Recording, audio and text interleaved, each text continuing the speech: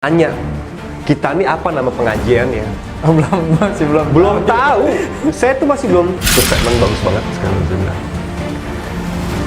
Kamu sudah ada tato.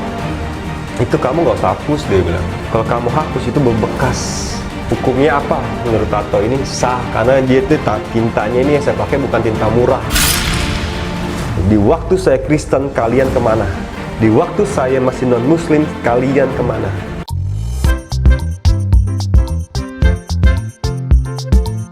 Assalamualaikum warahmatullahi wabarakatuh. Ketemu lagi di channel Adama Entertainment, channelnya tentang video Islam dan juga kisah mu'alaf.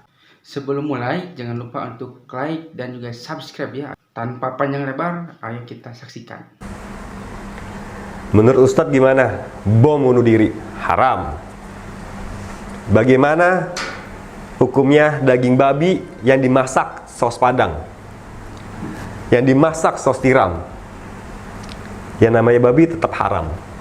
Oke, saya bilang. Sampai saya menanyakan yang lebih ekstrim pun saya udah pernah waktu itu saudara-saudara sampai marah, sampai melihat saya. Akhirnya saya bilang, maaf, Andre ini sedang belajar agama Islam dan Andre ini masih beragama Kristen. Kita doakan dia supaya dapat hidayah.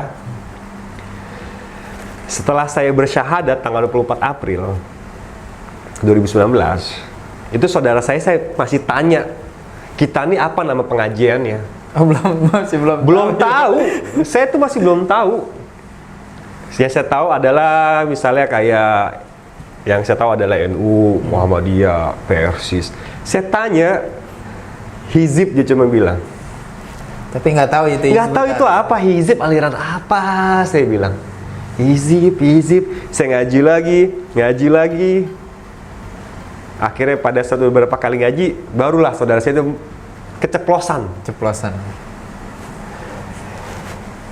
Kita ini sebenarnya hizib itu artinya apa sih? Saya bilang. Itu ada namanya Bro Aan, yang saya panggil Bro Aan. Dia keceplosan, kita ini Hizbut Tahrir. Dari situ demi Allah, saya bengong. Saya langsung flashback ke pikiran saya, ini adalah satu, pertama, agama yang saya benci, dan akhirnya saya memeluk agama Islam. Kedua, ormas yang saya benci, dia yang mengajarkan saya agama Islam ini, bahwa agama ini adalah rahmatin alamin. Itu yang buat saya tuh kadang-kadang nggak masuk di akal. Kalau ada orang yang bilang HTI radikal, saya berani jawab 100% tidak. Kiblatnya sama, pemahamannya sama, kitab sucinya sama, syahadatnya pun sama. Saya menanyakan bom bunuh diri haram hukumnya. Bayangin, riba haram, tanpa alasan apapun riba itu masih haram. Disinilah yang membuat saya tuh terkadang banyak orang yang menuduh HTI begini. Saya terkadang, kamu harus datang, dengar, rasakan, pikirkan dulu, baru kamu bisa menilai. Dan saudara saya mengajarkan saya bagaimana kamu bisa tahu itu nasi goreng kalau kamu tidak merasakan. Bagaimana kamu bisa merasakan itu teh manis atau air gula kalau kamu nggak merasakan. Ini yang buat saya kadang-kadang tuh mau nggak habis pikir. HTI itu nggak radikal. Dia justru yang mengajarkan kita. Sampai sempat saya bertanya kepada daerah rumah saya, Dre, lu ngaji di mana sih? HTI. Saya bilang, hati-hati lu. Dia bilang, di waktu saya Kristen, kalian kemana? Di waktu saya masih non-Muslim, kalian kemana? Tapi HTI atau Hizbut Tahrir lah yang mengajarkan saya Islam, yang mengislamkan saya. Terus kalian bilang HTI itu radikal. Sudah berapa banyak kamu mewakafkan Al-Quran? Sudah berapa banyak kamu membangun musola?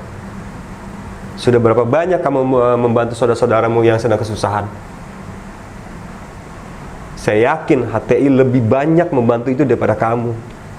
Tapi kamu bisa bilang HTI itu radikal. Saya bilang salah. Udah. Aduh.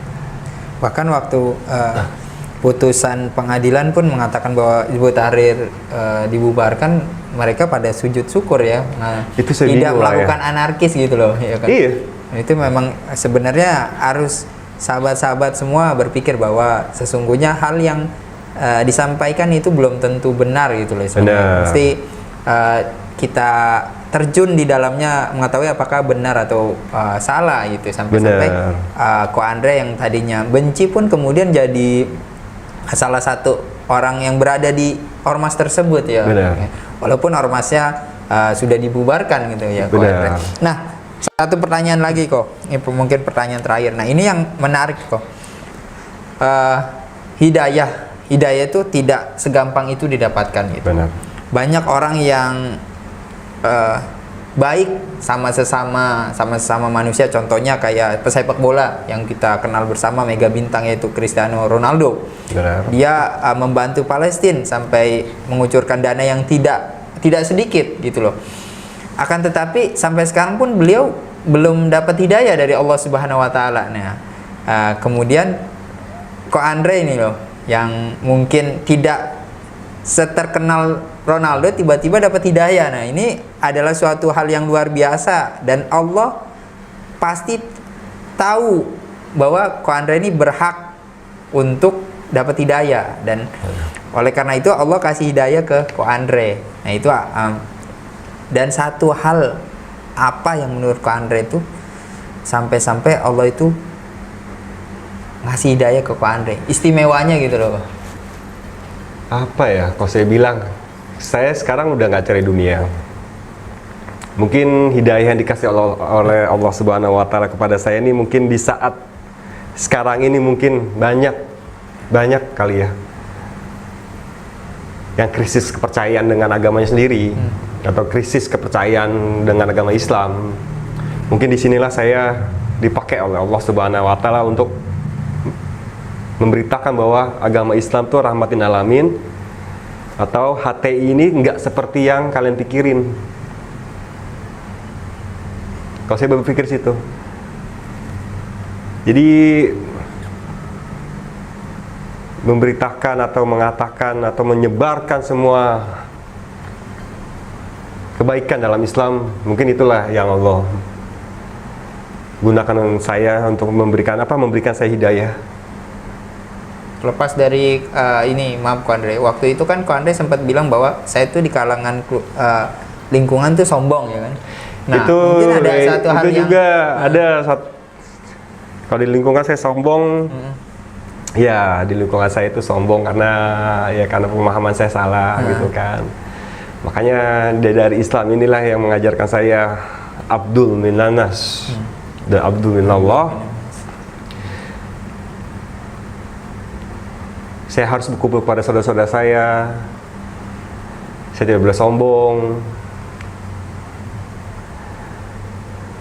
Pokoknya apa ya, kalau saya sih hidayah itu tuh nggak bisa digambarkan dengan kata-kata, nggak berharga, tidak ada nilainya.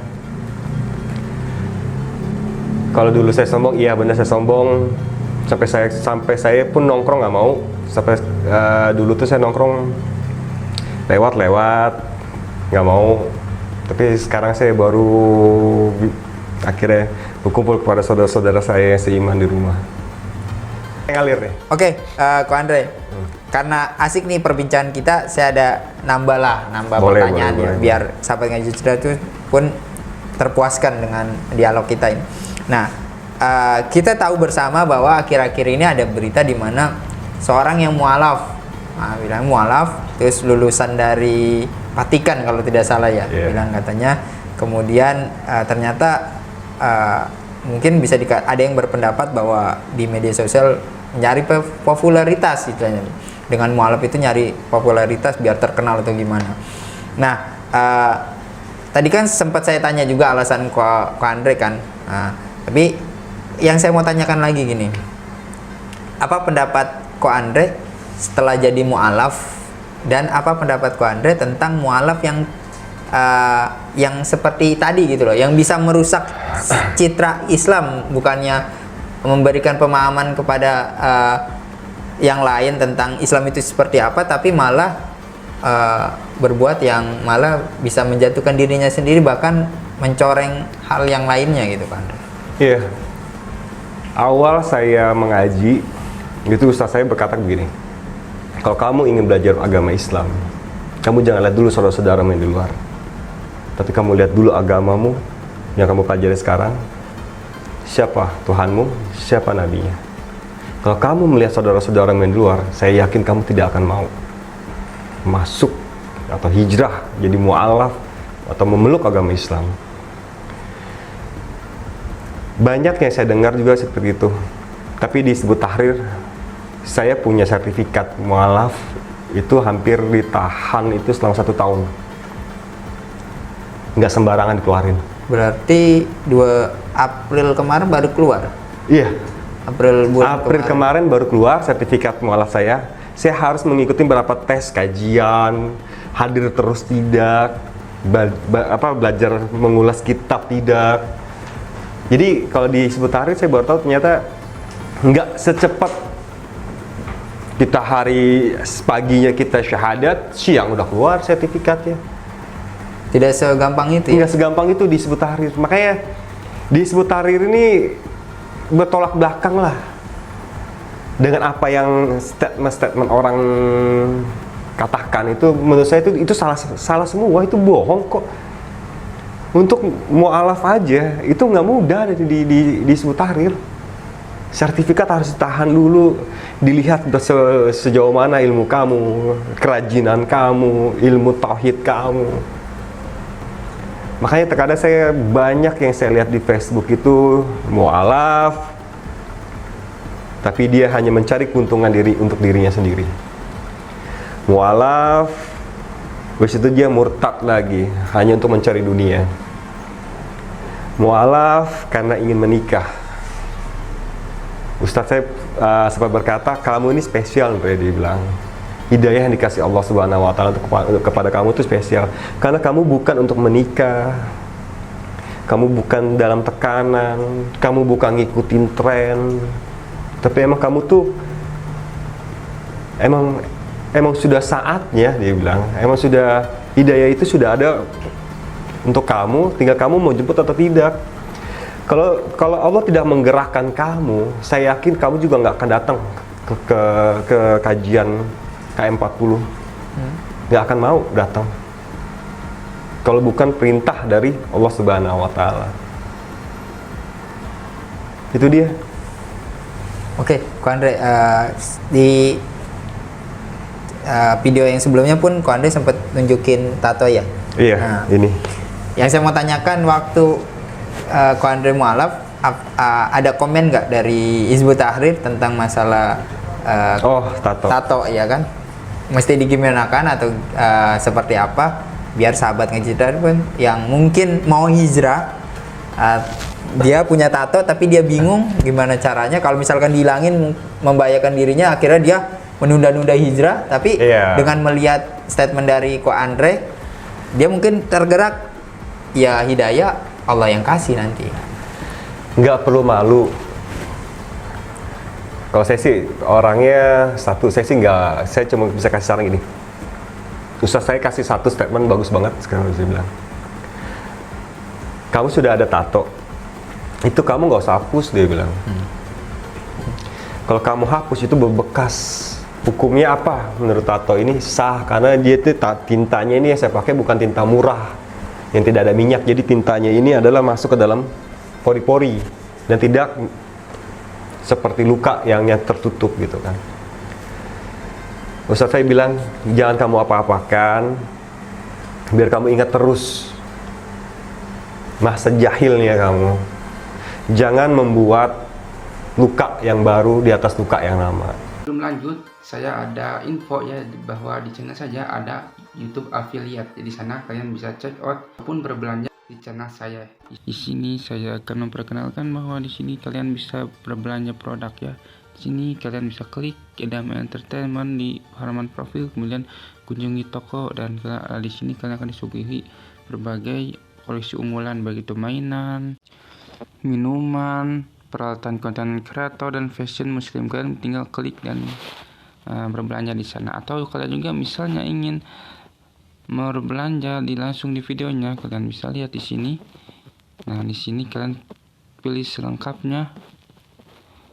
Nah, di sini akan muncul produknya ya. Produknya di sini toko mainan, minuman, peralatan, lihat komentar.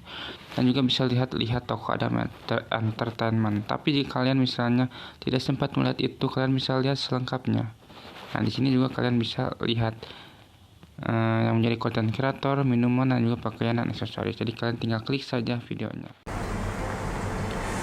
Saya di rumah, saya sholat emang seperti ini. Saya sholat emang seperti ini terus. Saya nggak malu kok. Saya sampai di Garut pun, di rumah orang tua angkat saya sampai waktu itu habis sholat id, saya ke makam. Di belakang saya itu mengatakan saya bajingan. Tuh Pak, lihat Pak, bajingan itu. Karena mungkin dia tato saya.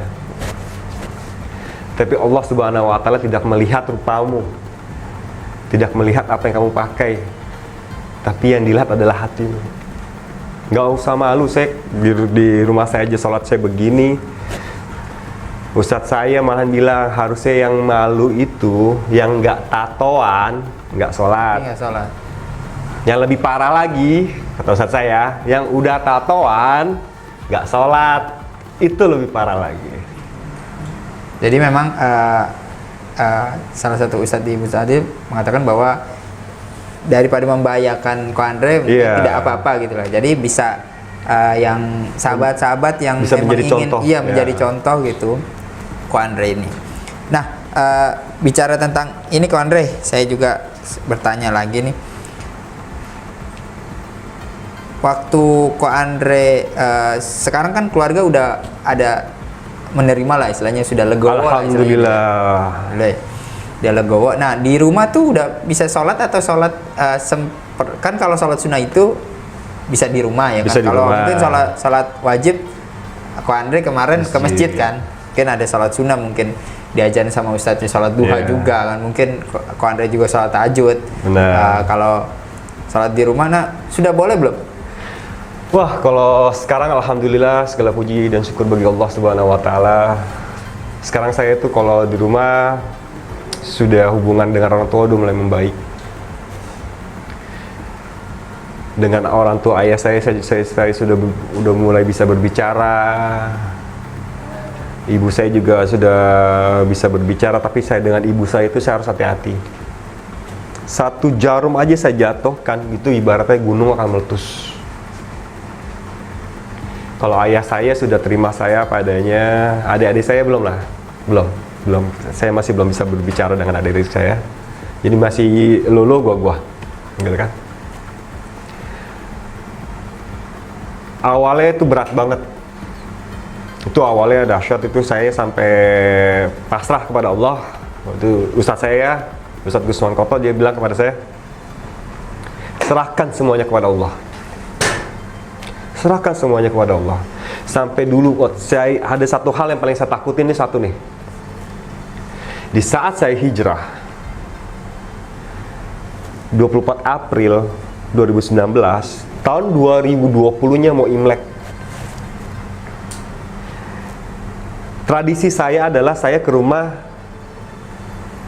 tante saya yang di Taman Surya. Itu keluarga semua ngumpul di situ. Pasti tahulah kalau saudara-saudara itu ngumpul tuh gimana rasanya. Saya sempat bilang kepada Ustaz saya, Ustaz, saya ada takut nih, takut saya paling terbesar. Takut apa? Dia bilang. Saya takut orang saya itu dihina, dihujat oleh saudara-saudara saya. Kok dihujat, dihina, kenapa? Nanti saya takutnya orang tua saya dibilang begini, lu bego nggak bisa ngurus anak, lu bego nggak bisa ngedidik anak, sampai anak lu pindah agama. Itu saya takut banget. Jangan karena niat baik saya untuk bertobat, tapi orang tua saya dihina oleh saudara-saudara saya. Itu saya sampai bilang kepada Allah, ya Allah, saya serahkan semua kepadamu ya Allah. Tapi alhamdulillahnya itu nggak terjadi apa-apa. Alhamdulillah ya. Subhanallah. Oke, saya kadang-kadang di sinilah Kuasaan Allah ya. speechless, kok saya bilang. Sampai sekarang makanya sampai orang tua saya udah hubungannya alhamdulillah baiklah kepada orang tua saya. Puji syukur bagi Allah saya sudah bisa sholat sunnah 2 rakaat di rumah. Cuman ya saya harus ada adab. Orang tua saya di bawah, saya sholat di atas. Jadi saya harus ada adab gitu. Sudah boleh berarti ya Pak. Sudah boleh. Nah, satu lagi nih kok, kalau boleh nih kok. Ada gak keinginan berharap gitu orang tua Ko Andre, ibu dan bapaknya serta adik-adiknya itu masuk Islam? Wah itu karena saya tahu Islam ini agama yang benar dan saya tahu mana yang benar mana yang tidak gitu kan. Keinginan saya ada. Saya sempat berkata kepada ustaz saya, Ustaz, apa yang harus saya doakan untuk orang tua saya? Sedangkan apa agama saya beda, keyakinan saya beda, surga dan nerakanya pun beda, saya bilang. Kamu doakan keluargamu, adikmu dan orang tuamu untuk diberikan hidayah oleh Allah Subhanahu wa Ta'ala, supaya kamu nanti bisa bersatu di dalam jannahnya Allah. Makanya saya selalu di habis sholat, saya belajar juga dari saya sebutin nggak apa-apa ya? Nggak apa-apa. Majelis silaturahmi fikih. Saya belajar di situ. Salah satu sholat yang sah atau yang afdol itu adalah di saat terakhir sholat kamu mendoakan orang tuamu. Jadi saya selalu di akhir sholat saya selalu minta kepada Allah, ya Allah bukakanlah pintu hidayah kepada orang tuaku, bukakanlah mata hati orang tuaku, pikirannya untuk menerima agamamu ya Allah. Cuman yang saya lihat ada salah satu keluarga saya yang mengambil andil besar dalam hidup saya ini untuk belajar agama Islam, yaitu adalah ayah saya. Saya nggak menceritakan ini, mungkin ya saya takut nanti kalau misalnya dia disalahkan oleh saudara-saudara saya. Ayah saya dulu paling suka dengan almarhum Zainuddin MZ. Dia sampai punya semua kaset ceramahnya di Zainuddin MZ itu. Saya dari dulu sering mendengarkan, makanya saya fase dalam melafazkan alhamdulillah, astagfirullahaladzim. Karena saya dari kecil itulah saya belajar mendengar dari ayah saya. Dan saya berharap banget keluarga saya ini bisa sama-sama saya bersama dalam jannahnya Allah. Amin. Semoga Allah Subhanahu wa Ta'ala memberikan hidayah kepada keluarganya. Amin. Oke, Ko Andre, tadi kan sempat Ko Andre bilang bahwa ayahnya Ko Andre ya, bilangnya ayah atau bapak sih? Ayah. Ayah ya. Ayahnya Ko Andre tuh sering dengerin ceramahnya Kiai Haji Zainuddin MZ ya. Benar.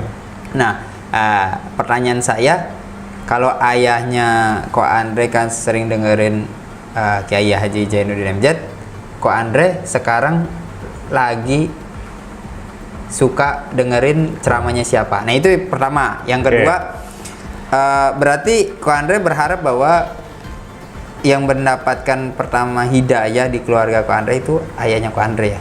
Boleh dijawab yang kedua dulu atau yang pertama dulu silakan. Iya, kalau di keluarga saya ini di keluarga itu apa ya? Kita punya tradisi orang Tionghoa. Tradisi orang Tionghoa itu adalah dari kita lahir, kita tuh udah dibawa ke dukun dulu. Dan saya sudah diramalkan oleh dukun itu. Saya kecocok dengan orang tua saya, yaitu lebih banyak ke ibu, gitu kan. Waktu itu dari kecil saya tuh kayak udah banyak cekcok dengan orang tua saya, ibu. Tapi Rasulullah mengajarkan saya siapa yang harus kamu hormatin. Itu adalah ibu, dan baru yang terakhir adalah ayah.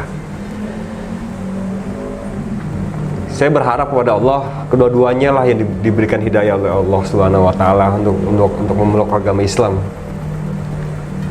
Saya tidak memilih ayah saya atau ibu saya, karena tanpa ayah pun saya tidak ada, tanpa ibu pun saya tidak ada.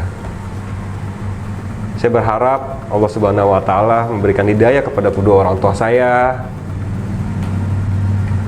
agar bisa bisa memeluk agama Islam. Dengan cara apa saya memberitahukan dia itu ke orang tua saya? Ustaz saya sempat bilang, mulai sekarang kamu beritahu ke orang tua kamu kalau Islam itu rahmatin alamin, mempunyai Tuhan yang bernama Allah Subhanahu wa taala yang Maha Pengasih dan Maha Penyayang, itu adalah satu dengan cara perubahan kamu, dia bilang, di dalam keluarga kamu. Dulu saya sering berantem dengan orang tua, sekarang saya udah nggak berantem lagi. Jadi saya sudah menunjukkan kepada perubahan saya. Karena orang tua saya pernah bilang begini, kalau kamu memeluk agama Islam seperti kotoran ayam yang hanya hangatnya sementara, itu lebih baik nggak usah, orang tua saya bilang. Karena dulu saya di gereja tuh 3D, datang duduk dengar pendeta khotbah apa, saya nggak masuk ke dalam otak. Jadi saya sekarang dengan cara menunjukkan ke orang tua saya itu kalau Islamnya agama rahmatin alamin, dan saya berharap dengan ikhtiarnya saya, orang tua saya itu bisa terketuk hatinya, dibukakan pintu hidayahnya oleh Allah Subhanahu wa taala. Yang kedua, waduh, kalau Ustadz milenial banyak ya, kalau saya bilang ya. Saya lebih suka Ustadz Abdul Somad. Satu, Ustadz Abdul Somad dan Ustadz Khalid Basalamah. Karena dia ceramahnya tentang, kalau Khalid Basalamah itu saya suka tentang sirah nabawiyahnya dia. Kalau Ustadz Abdul Somad saya suka dengan fikihnya dia. Itu. Berarti ya ini dapat pelajaran juga ya dari Ko Andre kita ya, bahwa banyak orang yang berpikiran bahwa Hizbut Tahrir tuh eksklusif gitu loh. Benar. Bahkan kalau kita lihat Ko Andre ini, dengan Ko Andre yang mengatakan bahwa saya tuh diislamkan oleh Ormas Hizbut Tahrir, bahkan Hizbut Tahrir tuh memberikan keluasaan buat Ko Andre dengar ceramah dari siapapun, istilahnya Bener. merangkul semuanya gitu Bener. loh. Karena Ustadz saya pertama, saya ini bukan orangnya mau ngetes atau gimana ya. Saya sempat bertanya pada Ustadz saya, Ustadz, boleh gak saya ngaji di luar? Oh silakan. Islam itu luas. Islam itu tidak mengikat kamu. Kamu saya Islamkan, yang mengislam kamu Hizbut Tahrir, kamu nggak boleh ngaji di sana. Kamu nggak boleh ngaji di sana. Tidak, Hizbut Tahrir lepas. Kamu mau ngaji kemana pun silakan. Tidak patokan. Selama ilmu itu kan luas. Sampai kapan? Bisa saya sampai bilang, sampai kamu mati pun saya yakin kamu nggak akan cukup untuk memahami Islam. Jadi memang ya istilahnya dengan statement dari Ko Andre ini membuka wawasan sahabat yang beranggapan bahwa Hizbut Tahrir itu radikal, menakutkan, bahwa sesungguhnya kalau mereka tahu ya mereka akan seperti Ko Andre. Bener, makanya saya bilang nyaman gitu ya. Datanglah, kenalin dulu. Makanya saya bilang, kenalin dulu, datang, kenalin dulu, tanya visi misinya. Kalian mau bertanya apa, tanya apa. Kalian mau uji apa, uji apa. Kalian mau tes apa, tes apa. Terserah. Nah, sepertilah kisahnya, bagaimana kan kisahnya ini sangat menginspirasi kita bahwa kita itu sebagai umat muslim, dengan adanya video ini kita itu menjadi terinspirasi bahwa kita itu bisa lebih baik lagi untuk menjadi seorang pribadi muslim yang lebih baik lagi. Dan dengan video ini juga mungkin kalian juga yang mungkin non muslim ya, yang menyaksikan ini, kalian juga mungkin ada gambaran seperti apa bahwa agama Kristen itu tidak selalu misalnya benar ya, karena banyak juga kontradiksi di sini, bahwa agama Kristen, agama non Islam misalnya gitu ya, jika orang-orang mereka itu mualaf itu karena apa, kebanyakan itu mereka itu tahu bahwa Islam itu adalah agama yang benar, agama yang lebih masuk akal daripada agama-agama lainnya.